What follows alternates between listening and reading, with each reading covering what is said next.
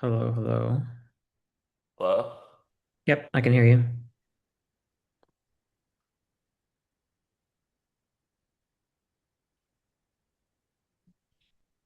Okay, all right. Let me give you host access. Okay.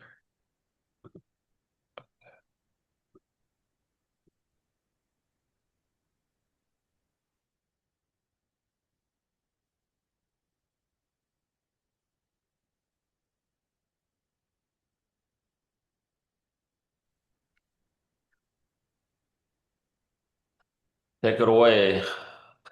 Oh, Captain, my captain. Okay. All right, let's get it. All I'll right. be out of your way. All right. Oh, my face is so big. Hmm. Let's share my screen. Okay.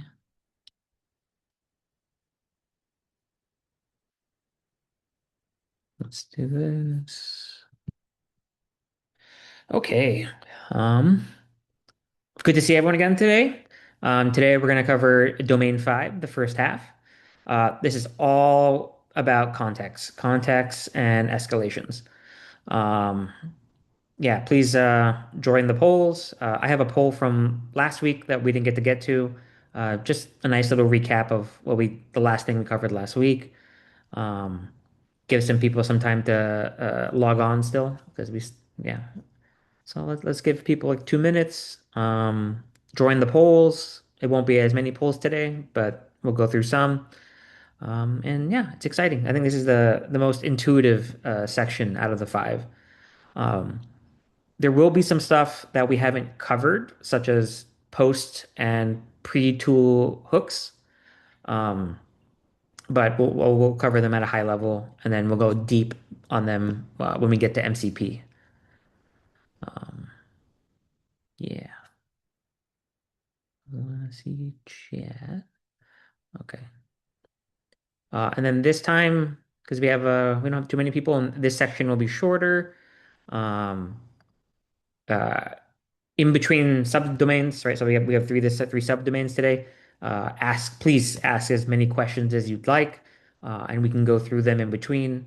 Because, like I said, this section is a little bit fast, just because there isn't as much to it, and I think it's fairly intuitive. But if you don't find it intuitive, I don't mean to be like, oh, you're dumb. Yeah, um, you know, to me, it was the most intuitive. Okay, so let's take a look at the poll. Yeah, they brought back Windows. But yeah, give that question a whirl. I just see two of you, which is fine. This is why I said you can ask as many questions as you'd like.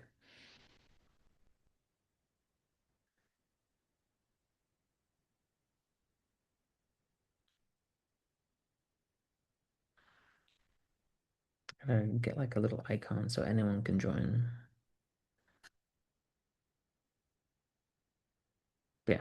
So while waiting, I'll wait for two of you guys to answer that question, and then we'll start jumping into the new stuff.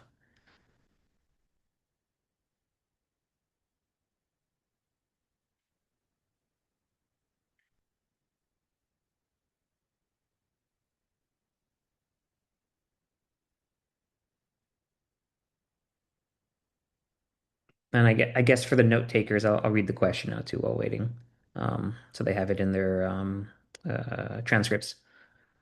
So yeah, question is 40 file refactor. Same session that wrote it used extended thinking to double check itself in one pass over the full diff, all finding auto post. Reviewers miss cross-file bugs and a flood of low-value comments. Which single change most improves this and why?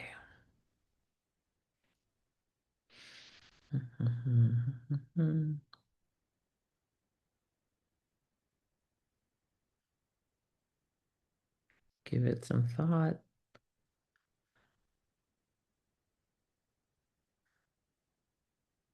I'm gonna give you guys a minute. I'll do a timer.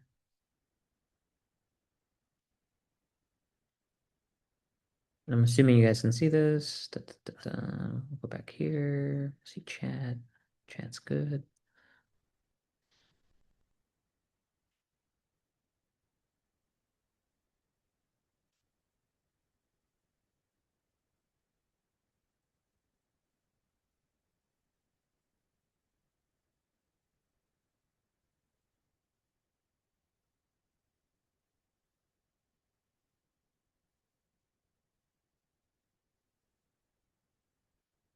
Okay, that's one. Just give me one more, guys. Give me one more.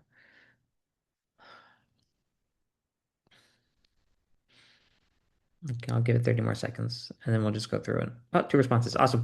Yeah, you guys both nailed it. You want to split it into the individual agents that do per file review, and then you do one big cross file path.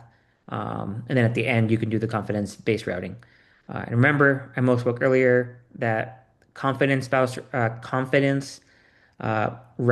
routing is okay if it doesn't come from the same session as the as what it's objectively judging, right? Because then it'll inherit that bias. Um, so yeah, cool. All right. So today we got three things today. We're gonna do context management, right? So there are just some stuff you need to know. Big one is case fact blocks, loss to the middle, tool trimming, and then positional strategy. Then we're gonna cover escalation and ambiguity. This is like the subdomain, or not subdomain, the scenario of the call agent, right? So you have your Claude doing, low level things for your call center, um, or support center, whatever you want to pick. And you want to figure out when and why to escalate to a human, right? Like that decision boundary. And then lastly, we'll cover error propagation. Error propagation is sort of how error. Remember how we last session we talked about how we want the model to like fail gracefully in the sense that it can retry stuff. So error propagation is just, having the errors propagate up such that the model has a chance to correct itself. Um, so then for that, for context management, we're going to cover a little bit of post tool use hooks. That's like an MCP thing. We'll cover it very lightly. And then for error propagation, um, its use case is mainly in um, the multi-agent workflow, which we haven't covered. So that will be something I'll talk to you about, and we'll see how we go on that. Um, so yeah, first thing is first, this domain is 15% of the exam. We're going to go through context management. And the best way to think about context management is you have a desk, right? And everything on the desk, like everything that we use, like the tools, the prompts, every message, every document that we upload, we're putting that on the desk, and the desk has limited space, right? That's why if you notice when you're talking to LLMs, uh, it'll show you how much of your current context is being used, right? When that context gets to 100, it'll do something called a compaction. So it'll compact the context, giving you more room to add more stuff. But that compaction doesn't come free, right? As in with everything, right? If you have like a textbook, right, like a big one. Um, and you summarize it, right, you may get like really high level ideas, but a lot of the finer details in that book are going to be lost, right? That's just how summarization works, right? You can only, capture so much stuff in a summary, but there are ways around it to get rid of that sort of that negative side effect. All right, so yeah, like I said before, longer conversations, degrade. This is sort of the term context rot is thrown around a little bit. But yeah, so think of it as a desk. Um, and then, so like giving an example why it matters, it can lose, like I said before, context every summarization because it deletes. Here it says again, deletes number, dates, and identifiers. So we have to work around it. Some of the key concepts here is the progressive summarization risk, which is I talked about before, which is sort of like Kind of like if you guys ever did like JPEGs, right? And or like a meme, and then someone took a screenshot of that meme, and then that someone took a screenshot of that meme, and then like as it gets worse and worse, it gets more and more pixelated. You can think of like summarization as like the more and more you do it, right? You're every time you do it, you lose something. Um, but there are ways to kind of help around that. We'll get to it. Lost in the middle is a phenomenon when it comes to LLMs. It normally means that uh, mo it doesn't remember as much of the stuff in the middle of like a long prose or like an essay, right? Like when you were in high school and you wrote your paper, you had what's it called? An introduction paragraph, right? That sets up the paper. And then at the end, you have the conclusion, which wraps up the paper. So everything in the middle can get lost. It is like a phenomenon. You have to be aware of it. We're going to go through ways to mitigate that risk. Uh, so then case fact pattern. Uh, this is how we kind of reduce uh, the loss of summarization. Case facts are basically just like an object. It's not an object. It's an object, but it's you can think of it like a notepad, right? Uh, where it has like important fields. Right? It's like let's say you're doing a big chat thing with something, and then it has a lot of details like order ID, who I'm talking to, right? A lot of specific details in the conversation. The case fact pattern block will save that information and put it somewhere such that when compaction happens, um, it doesn't get rid of that information, right? So that information is always available even as context grows. Tool result trimming is sort of, like I said before, so remember how last week we did the data extraction and we were taking like a job posting, right? And then, we gave an example and we extracted, fields out of that job posting. So that was a tool call, right? And now, we have something called the post tool use hook. Basically, it's a thing that runs right after the tool, right? And it's attached to the tool. Um, so what we want to do is like let's say we have the job posting, right? And we extract like maybe like let's say 20 fields, right? That's a lot, but 20 fields. But downstream we only need five, right? So that post tool use hook is going to out of the 20 that we had, it's just going to filter it down to five, right? And this is important in this for two reasons, right? There's always, when we want to save context, right? So like remember, if we have that object with the 20 fields, that stays in the context, right, over and over and over. So it adds, plus n to every query. So we want to shrink that. And then the other thing is, for context, it's really good to have only what you need in context because everything you add can degrade the quality of the output. Am I talking too fast? I'm talking okay. Uh, So yeah, this is just an example of, so this is in terms of a CI/CD scenario. Um, right? So it does some sort of tool call. It gets a 40 field JSON blob with a bunch of stuff. We use the post tool use hook. That's how you say it. Post tool use hook. Um, before the result, enters, it'll grab the specific fields that are useful that we need. Case fact blocks, like I said before, are the persisted information that we can extract such that when compaction or anything happens, it stays visible and it's in the good place. And then the last one, positional layout. Right, this is to avoid the uh, lost in the middle effect. The way to do that is to give like structure to your um, prompt when it comes to the like where you put it. I'll give you an example once we finish the what's it called? The anti-patterns. Okay, so context remember. Yeah. So yeah, so the two patterns for this one, for this subdomain, is if you're losing detail from constant summarization, you want case fact blocks. If you're wasting tokens on context, you want the trim tool pattern. Those two are the big ones. Um, and then, like I said before, you want to put stuff in the middle, like a little, I don't know what I was saying, like headers, I guess would be a way of saying it. But I'll show you an example to make it more clear. So yeah, case fact block, loss in the middle, we covered that. Post tool use hook, right? That's just trimming the output from a tool. Section headers, I will show you. Source metadata and positional strategy. Yeah, let's do anti-patterns next. Let's see. Let's take a look real quick. I'll give you an example. Um, so this is an example of like a case fact block, right? We'll store it in the prompt, or like in the messages, so it doesn't like, and make sure it won't delete it during summarization.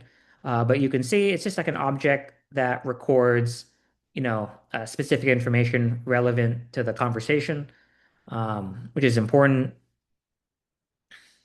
Then we have here, right? So if you get this is a bad version of a section header, where it's like, it's the information that's getting passed. A better way of doing it is to annotate little categories, right? And then add information. It allows the model to search for that information better. Then here's an example of the source metadata, right? Like I said, it's like common theme is just like you have data structures, right, that hold some sort of key value pair of information that's relevant, right? So like in this case, it's the metadata. For this one, it's like case facts pertaining to the conversation. Um, so yeah, you just want to like persist information that's useful for the conversation, and you want to split up this section header example. Like so, the section header example this one will be its section header example is a mitigation strategy to the lost in the middle effect, right? Um, so like with the bad one, the middle part doesn't get as much weight. Um, so you want to break it out into like segments, and it helps reduce that bias of the or the lost in the middle effect. Um, Let me know if I'm talking too fast as well. Okay, so this is where, what can go wrong. Like I said before, progressive summarization, key fields get lost, right? Every summarization. Uh, Unfiltered tool output is, getting a bunch of fields from a tool, and then being like, you don't really need the information, so you're just wasting context. Uh, Buried details in the mid context, that's the lost in the middle effect. Um, Adding the section, what are they called? Section headers will help mitigate that. Um, we'll cover the subagent output with metadata so the subagent part, that gives you an example. For the metadata is sort of when the subagent fails, when it propagates context. Uh, you want to have that metadata available for the synthesis agent, right? Remember how we had agent one, and then we split into subagents, right? For the what was it for? That was cross-file reviewing. This one, you can think of it as the canonical example is I want to do research on a topic, right? So like that's my agent. My top agent is that. My top agent goes, okay, I want to check this A, B, C, D, A, B, C, D. So I spin up sub-agents to do A, B, C, D. They do all the work. Then they give it to a synthesis agent. Right. So it goes like one and it splits and it comes back to one. Uh, and you want that metadata to flow in to the synthesis agent, so it can annotate and cite each fact you end up getting. And I'll show you an example of that when we get to that section. Um,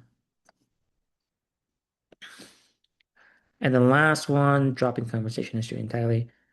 Yeah, just you don't want to you want to dump conversation for the most part when you want to do an unbiased review, but don't drop it just because you, you want to you want to free up context, right? Use a compaction.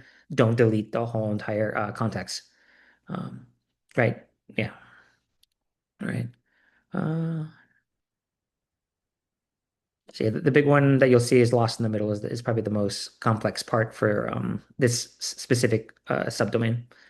Um, so let's do a quick poll real quick. Make sure anyone has any questions. No questions. Okay, let's do the next question. And there's two of you, so I'll give you guys 2 minutes.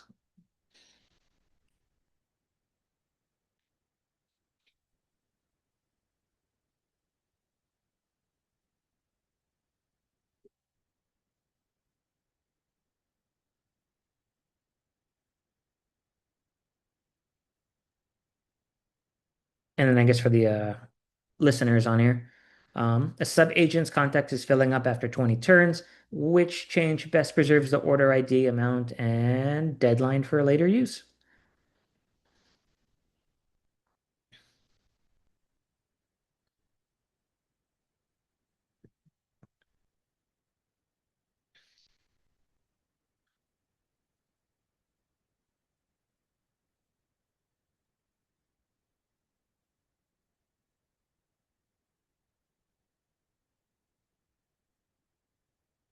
We'll wait one more and then we'll go through it. Oh, po, po, po, po, po, po.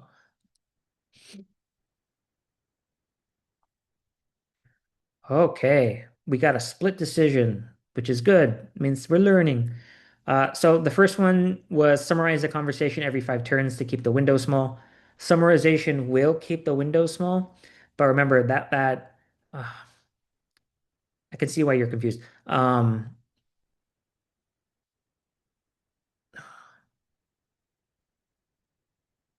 So if you were to summarize every 5, right, the anti-pattern of repeat summarization losing, information, which is why like you want to default to case blocks. But from your perspective, um, it will keep the context shorter, right? If it has to summarize every time. Um, but that summarization thing, like it it's like it's probabilistic in how it condenses the information. So even though you're keeping the context small, so there's room, um, there's still the risk of losing the key facts. So I think that's what makes it tricky. So I can see why you would think that if there's always room, then it won't delete the relevant information. But summarization always has that risk, which is why they want you to explicitly make a case fact block to persist that information. Oh, and you place it right after the system prompt. I forgot to mention that. So then the right answer, like somebody picked, was you extract those fields into a case fact block, um, and right after the system prompt, so it won't it'll know not to get rid of it. Then the other one is truncate the old messages, keep the most recent turns. You can't do that, right? Because if you get rid of all the older messages, it loses the context of the conversation. And then the last one, ask the customer to repeat themselves. You can do that, but it's just bad practice, right? Like imagine you're talking to like an AI agent, you give them the information, and then 10 turns later, it's like, hey, I don't remember who you are. Who are you? Right? That's not a good experience. So that's why D is wrong. Um, but yeah, the summarization is tricky. So I can don't feel bad about being tripped up on it. Um, all right.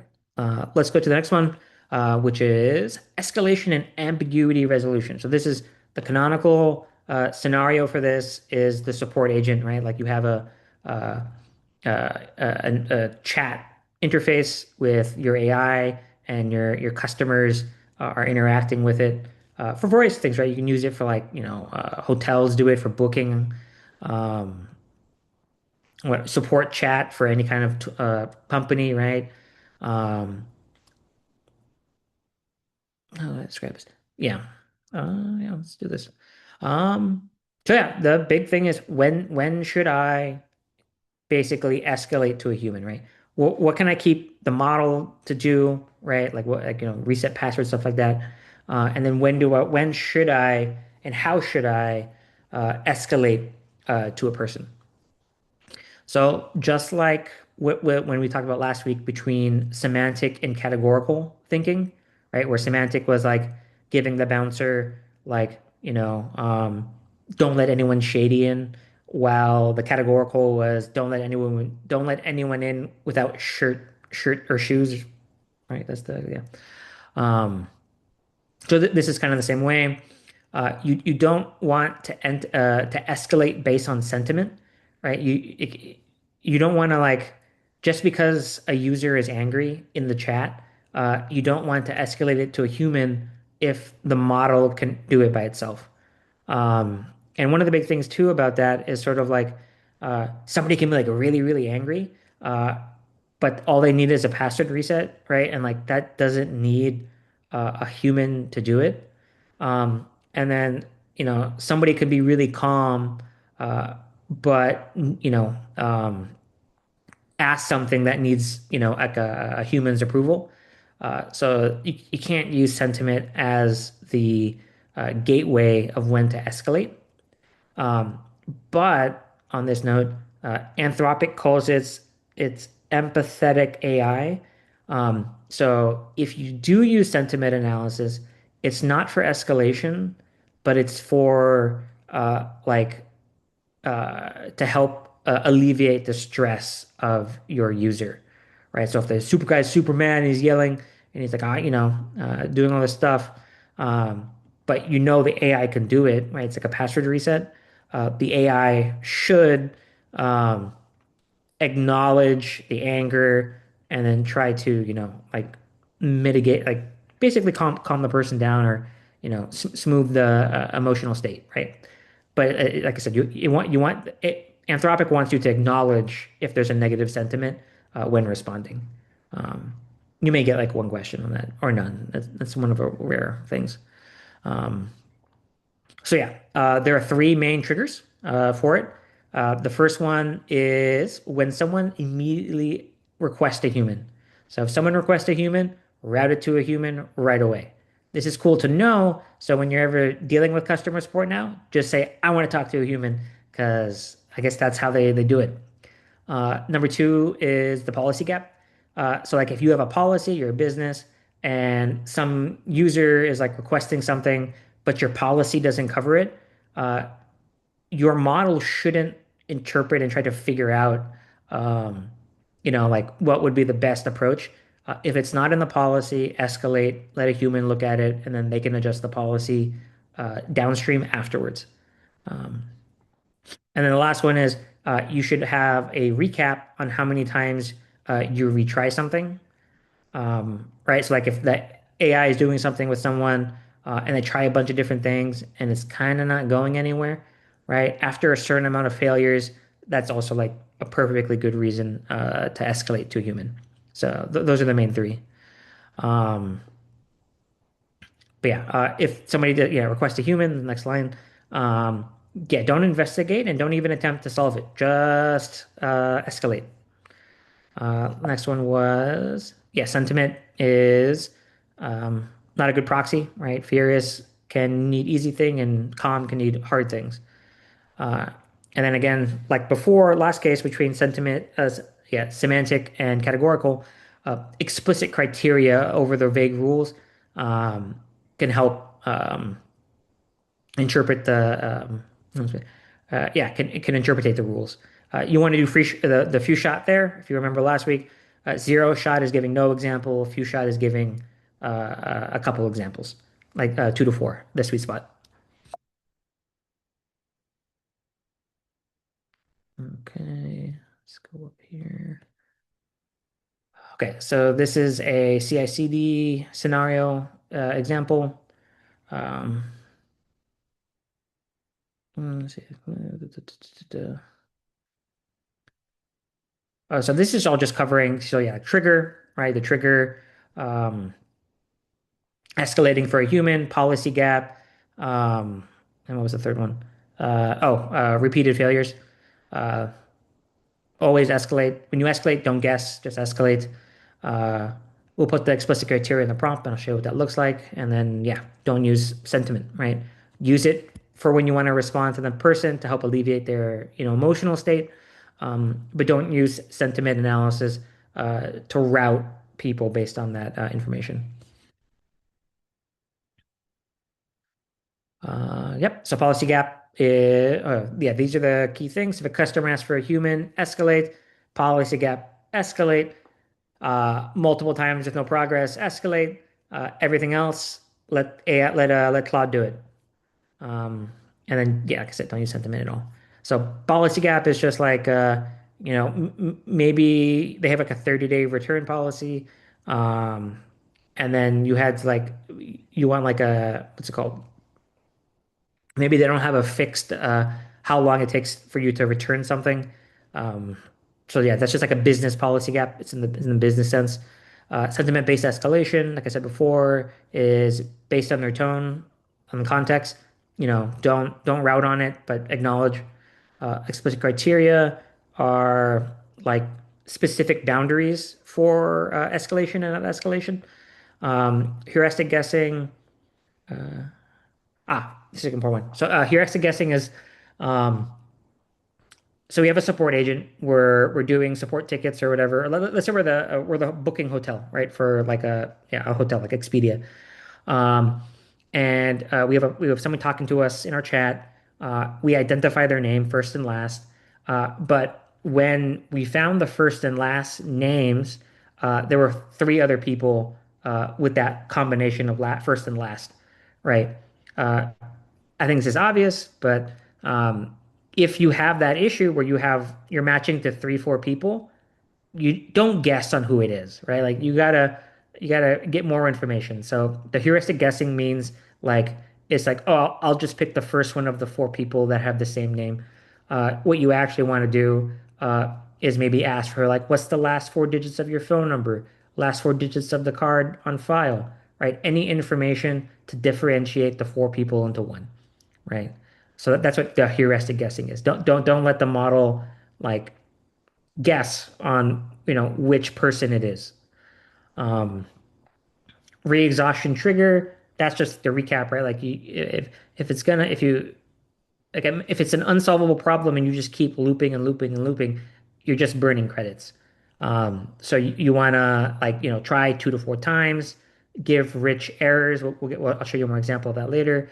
Have that propagate up. Let the model have a chance to correct itself. Uh, and then result first pattern. Yeah, here. Resolve first pattern. Always acknowledge the frustration, attempt resolution, and only escalate if a person wants to do it or it fails a bunch of times. Um, I think that's a good coverage. About 40. Okay. Okay. So these are the anti-patterns that you want to know. Um, do not investigate before an explicit escalation request. If they want to ask for a manager, resolve right away. Don't try to resolve it. That's the anti-pattern for that one. Anti-pattern two, like I said before, sentiment-based escalation. Don't ever do that. Um, tone doesn't correlate with case complexity. So that's anti-pattern two. Anti-pattern three, guess among multiple matches. This was like I said before. There's customers with the same first and last name. Don't just pick one by random. Ask for additional information to narrow it down to one person. Um, Escalating resolvable issues. That's like I said before, we have the angry person and he needs a password reset. A password reset doesn't need a human. You don't want to waste human time because human time is more expensive. Um, so yeah, don't do that. That's number four. Uh, and then the last one is vague escalation criteria, right? When you give like the model an idea of when to escalate, don't give it like a prose, like a paragraph on how to do it. Give explicit headers and descriptions of stuff. And I can show you some examples of that right now. Da, da, da, da. So here, this would be a vague criteria example, right? Just escalate complex cases to a human agent. A lot of, wiggle room in terms of it. Um, And then this would be like an explicit one, right? So like, if the money refunds over 500, don't, escalate it immediately, right? That's the limit. Um, if the request isn't covered in the instructions, it's a policy gap, so you want to escalate. This is try 3 times. If it doesn't work, escalate. First one, yeah, right. Customer explicitly request a human, escalate. So those are right. This is one. human escalation. Two, policy gap. Policy limit is also the same family. And then three was this one, right? So it's like this is one human. These two are policy gaps. This third one is retry errors. Um, and then like you can also be like explicit, yeah, don't escalate for basic stuff. In this explicit criteria, you'd also want to give some few shot examples, like we did on session three, the first session or first main session. Um, yeah, okay. And then that's good for 4.2. So let's do a quick poll. I'll let you guys do it, and then we'll move on to the last one.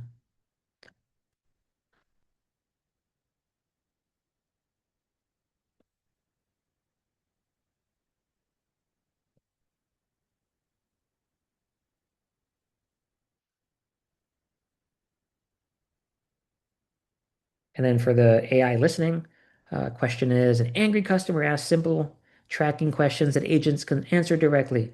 A calm customer asks for a restocking fee waiver requiring manager approval. What's the correct routing?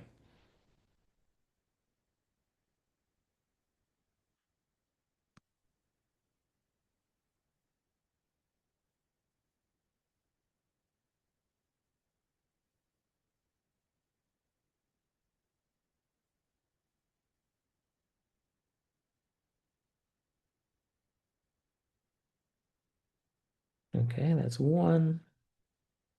That's two. Yep, you guys nailed it, right? Escalation on sentiment is not what you want to do, so just keep it autonomous. And then calm customer had the policy gap or needed a manager. So you escalated it. Perfect. Cool. We got 15 minutes. Okay, so this is the new one. This is going to be 5.3, error propagation in multi-agent systems. Um, Remember, we can just do a couple boxes real quick. Right, so we have like agent one, right? And then, you know, it does a bunch of new agents. Agent two, agent three, agent four, agent five, right? So there are a couple different structures, right? What you want to do is like we want to send messages up. So this would be called the coordinator. Is it double? Yeah. So this is like the coordinator agent, this guy. And these are some subagents, right? So there's a flow of this where like, these guys will do stuff. It'll pass information to the coordination agent, and then this guy will pass it to some sort of synthesis agent. I've seen both structures where it's coordinator gets information from eight, like, these four bots flows up, goes to agent six. Or sometimes it goes, these guys will just give the synthesis or the results to the synthesis agent directly. Um, but for subagents and agents, you can just think of it as people, right? Each agent is a person, right? So you have the head person who delegates all the tasks, right? And then all the subagents, the grunt workers do all the work. Um, and then sometimes, so coordinate, they call it the coordination agent, because if anything happens, like any kind of failure that happens for the subagent, you want the coordination agent to be able to give instructions back on how to fix something, right? Like something happened wrong, this is what went wrong, and then give it a chance to correct, right? That's like one of the big themes of AI is, you know, give it rich errors in what you did, so it can, attempt to fix itself. So yeah, so here, mental model, generic errors, uh, like search unavailable. It's very empty. It doesn't give any actionable stuff. So when you do have failures in the subagents, you want structured errors to flow up to the coordinator. Um, One of the big things about this, why it's important, um, is you have to figure out what the difference between a silent error and an actual failure for the subagent. And you also don't want to, like, if you have the top agent, right, coordinator agent, agent one, and let's say we have like 10 different tasks that can be done in parallel, right? And we distribute the work. for the 10 employees. Um, if one employee fails, we don't really want to throw away the work of the other nine, right? That'd be just a waste of content or uh, resources. Um, so you want to have rich errors flow back, and then also just when synthesizing the information from all the different agents, you want to annotate and cite based each fact based on what information was gathered, right? So like simple as like I says like we do like a research project. We have three sub agents that research different things, um, and then when we have like we want to synthesize all the information together, right? Let's say two of those three agents came back with like, oh, this is really good. In the synthesization, uh, we can put like two out of three agents said this was good, and then like if a topic wasn't researched or wasn't covered well, right? Like if agent three was doing like I don't know, real estate prices in the area because you want to buy a home, um, and it doesn't pass the information due to some error, it can be like, hey, we tried to look for a good or data on the real estate market, but the agent failed, right? So it'll be in the synthesis agent. You didn't throw it away. There was an error, but it gives the reader information on, what happened and why, like which facts that I'm reading are the most supported, which facts need to be, redone.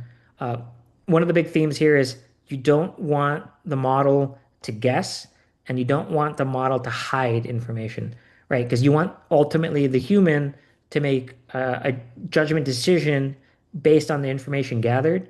Uh, Hidden things like, like if uh, uh, the network failed, right? So the agent couldn't get data. Instead of saying that, the data, instead of having the agent say that I got nothing, is very different than saying I got nothing because I couldn't connect, right? Because if you do the first one, you might interpret it as like, oh, the information isn't there. Okay, so I don't have to worry about it. But in reality, it was there. It just we couldn't get to it. So you're gonna make a decision on incomplete information. Sorry, that was a big ramble. Yeah, so key concepts, structured error content, right? That's just you want rich errors, give it back to the coordinator, such that it can make if there is a failure, it can try to attempt something new. The anti-pattern here, the silent suppression is the right. That's the I didn't find anything, so it doesn't exist when it was just sort of it was an actual failure. Um, so yeah, empty like here, yeah, we're returning an empty as successes. Yeah, you don't want to do that.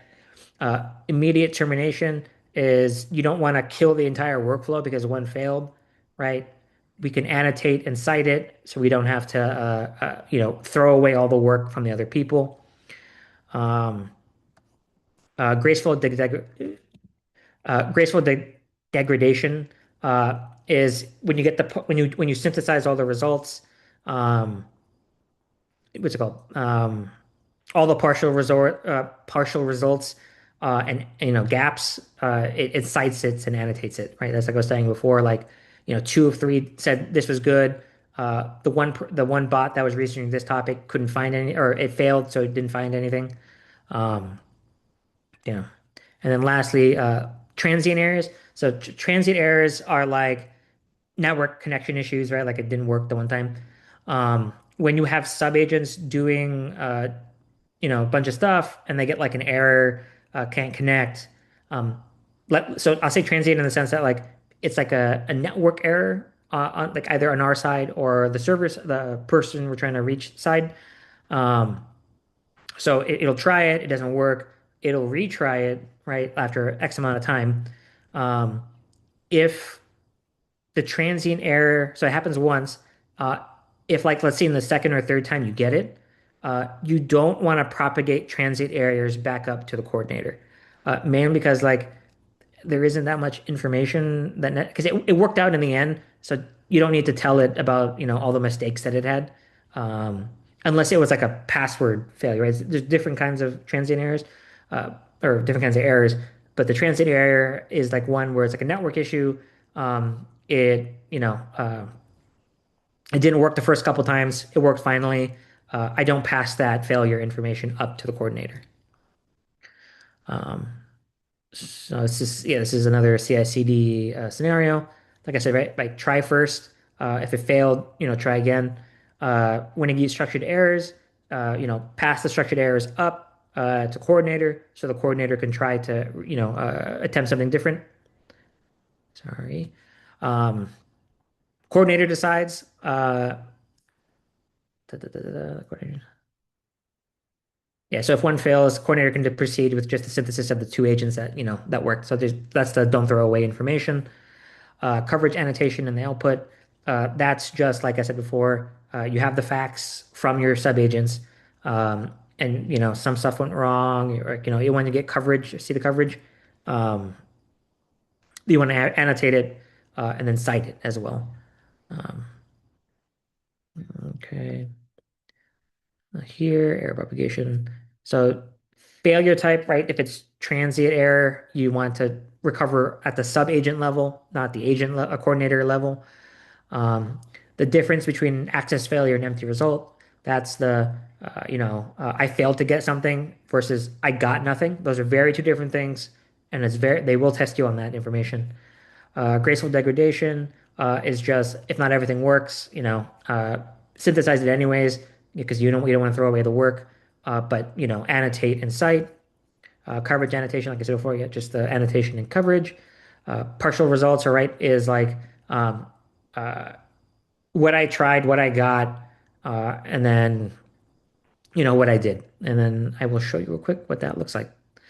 Um, so here's an example of a subagent failure. Right? Bad, it just says, I got a success and it was empty. Good is, right, it has all this other rich information, right? It was an error. What was the failure type, a service type out? What query did it try, right? How many times it retried? Were there any partial results? Uh, what's the gap? Um, the different kind of approaches that it can try, right? We try with the dare net. So it gives a lot of instructions, right? So the coordinator has an idea of what to retry. And this is an example of annotation. This is the CI/CD scenario, um, right? So it's just like, no security issues, nothing found, approved. But the annotation here is important, right? So it's like, well, so 2 out of 3 of them pass. So, it's good. Tells you, how many things it found. Uh, So, right, it's like it gives you much more rich information, and then it also gives you enough information to act, right? When with like the bad cover, the bad annotations, it kind of just sums everything together, not giving explicit information. And that's kind of the theme for context is you want like explicit either on the summarization side or the agent side, like you want it to be, specific and not wasteful in context. And then you also want information to be rich given to the human side such that a human can make the appropriate decision that the model can do. Um, no chat, right? Cool. And then lastly, let's go through the anti-patterns.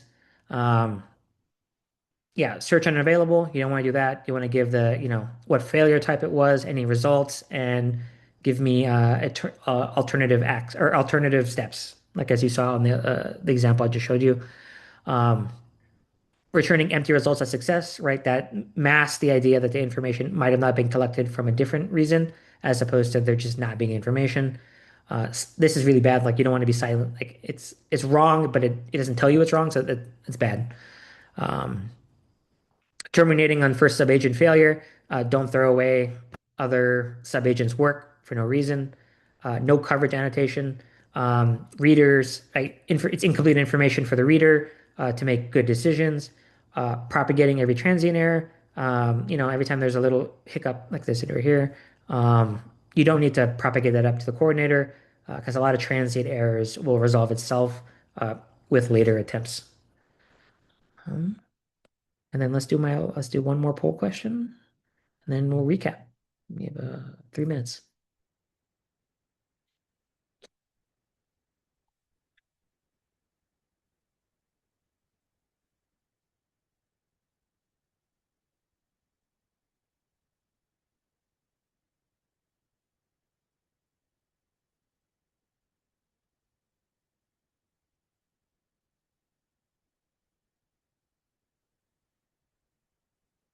And then for the AIs listening, one of three parallel subagent failures after exhausting its internal retries. What should the coordinator do?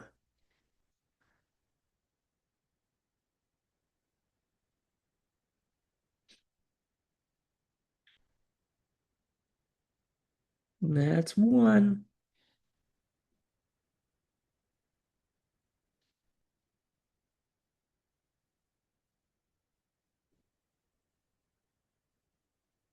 We'll wait for one more.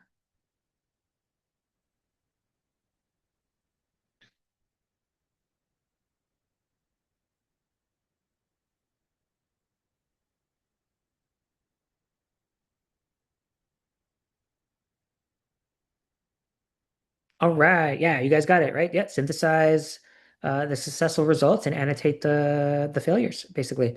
Um, Great. Nice. You guys got it. Um, and that's it for today. So next on Thursday, we'll be covering large code base contexts. Yeah, so we'll talk about compaction, Scratch files. So I was trying to say not say Notepad, because Scratch files are like they're similar in nature, but they're different. So I'll make sure to explicitly differentiate between those.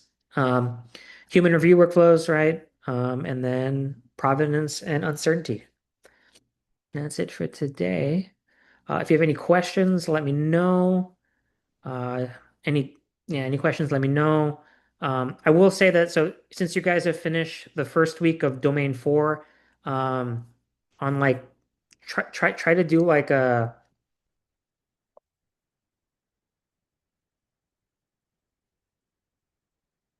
come on. So like here we go. Do like a Search Safari mock exam, right? Do the specific domain, start quiz, right? I think you picked the domain. Domain mode here.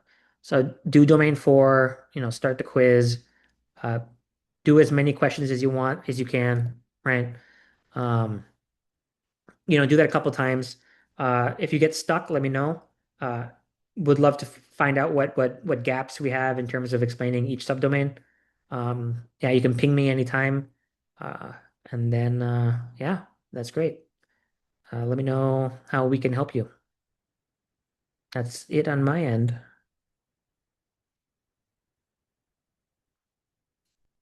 If you want to end, Richard.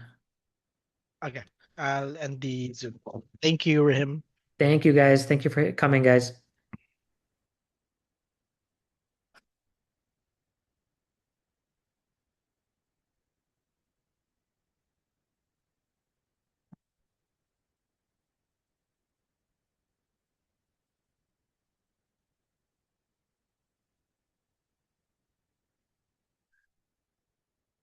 Oh, there's questions. Oh, damn, missed it. Okay.